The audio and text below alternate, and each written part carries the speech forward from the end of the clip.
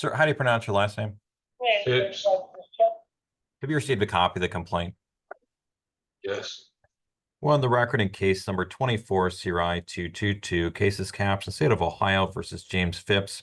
We're scheduled today for bonds and a complaint filed according to the state, that being July 26, 2024. We'll conduct this hearing by video. State of Ohio is represented by prosecuting attorney Christopher Tennell. The defendant is also present. Mr. Phipps, do you have any objection to the court conduct this hearing by video? Oh, And again, for the record, you have received a copy of the complaint. Is that correct? yes. The complaint charges one count of complicity in the commission of an offense that's a felony of the second degree. Count one states, in that on or about July 24, 2024, in Ashland County, Ohio, James Phipps did act with the kind of culpability required for the commission of offense and did aid or abet another in committing the offense of robbery, ORC 2911.02A2. The underlying offense was a felony of the second degree, to wit, aid and abetted Carrie Steffens and or Sir Rogers and or Robert Prater and or Traquan Thompson to commit robbery at Rite Aid, 419 Claremont Avenue, Ashland, Ohio. Sir, do you understand what's being alleged in count one? Yes. During the course of these proceedings, you have the right to remain silent. Anything you say can and will be used against you in any future court hearings. You also have the right to be represented by an attorney. If you don't think you can afford to hire an attorney, the court will consider you for court-appointed counsel. If you qualify, the court will appoint an attorney to represent you in this case. There's a $25 fee for court-appointed counsel. Further, since you're charged with a felony offense by complaint, you have the right to a preliminary hearing.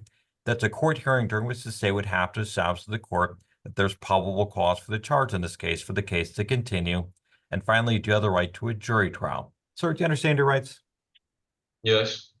Sir, you are charged with a felony offense. Do you want to be represented by a lawyer in this case? Yes. Can you afford to hire one or be considered for court-appointed counsel? No. Do you want me to consider you then for court-appointed counsel? Yes. So the court's finding you do qualify for court-appointed counsel. Going to appoint attorney Rolf Whitney to represent you in this case. We'll notify him of the appointment. He'll be present for next hearing. We are going to set a bond today. Mr. Tennell, what's the state's position on bond? Thank you, Your Honor. Your Honor, this gentleman and four of his co-defendants traveled presumably from the Dayton area to Ashland. They arrived at the Rite Aid on Claremont in the city of Ashland. Three of the co-defendants entered into the store, went into the pharmacy area, pushed an employee down, and then entered the secured portion of the pharmacy, demanding that the safe be opened. The pharmacist opened the safe pursuant to their orders, and they cleaned out that safe, taking pills and medications, narcotics, and what have you. They then went back out where the two co-defendants in the car were waiting, got into the car, and then they fled the area. Police from the Ashland Police Department, the Ashland County Sheriff's Office, and the Ohio State Highway Patrol all entered in a pursuit that went from inside the city limits of Ashland down to I-270 in the Columbus area. It ended only when they ran out of gas. During the pursuit, they were throwing pill bottles and other miscellaneous items out of the vehicle, and law enforcement has spent the last 2 days collecting those items from the side of the road. It should be known, Your Honor, that law enforcement believes that this is part of a wider conspiracy. Multiple Rite Aids in the state of Ohio have been robbed in similar fashion, as well as locations in the state of Pennsylvania. We're working on coordinating with Pennsylvania and trading information. In fact, the manager that was pushed down thought she recognized some of the subjects from a bulletin that had been put out by Rite Aid when they entered the store. This defendant specifically, per Oleg, has both a juvenile and an adult history, all from the Dayton, Montgomery County area. 2014, there's a third-degree felony burglary. 2018, breaking and entering.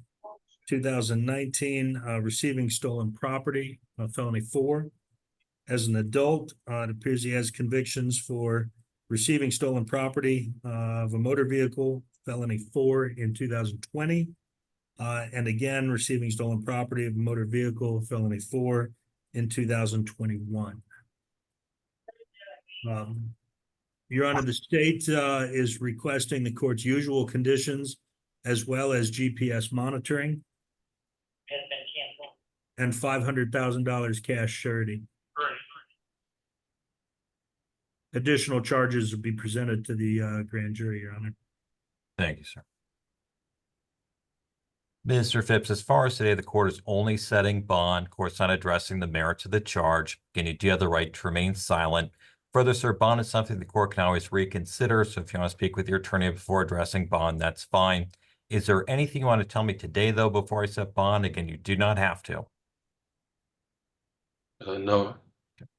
So the court's going to set bond as follows. To be released with the case is pending, I'll have to post 2 bonds. First bond is a personal reconnaissance bond. That's your written promise to the court to appear for all future hearings. If you would fail to appear for a hearing, be prosecuted for the separate felony offense called failure to appear. That's a felony of 4th degree. In addition to this case, court's also requiring you to post a bond amount of $250,000. That can be posted with a surety bond, cash bond, or real estate posting. If you post bond, you're subject to the following conditions. 1, you're not to leave the state of Ohio while the case is pending. 2nd, you must appear for all future hearings in this case. 3rd, you must keep the court advised of your address and phone number at all times. 4th, you must obey all laws and orders of the court. 5th, you're not to use, consume, or possess any alcohol or drugs of abuse. You also be subject to RAM, drug and alcohol testing at your own expense. Further, sir, if you post bond, you must enroll in the court's drug and alcohol testing program.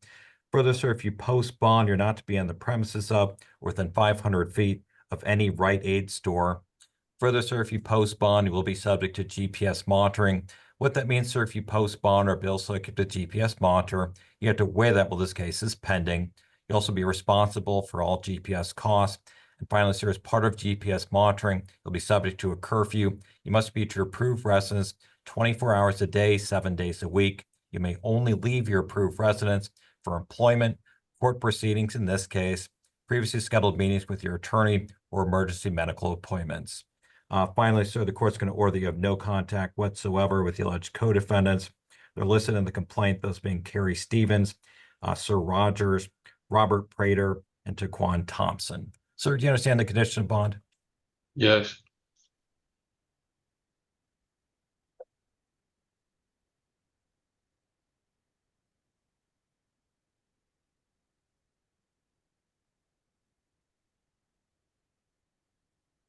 Ms. Jones, would you be available Monday at 9 o'clock for a further appearance hearing or an initial appearance hearing?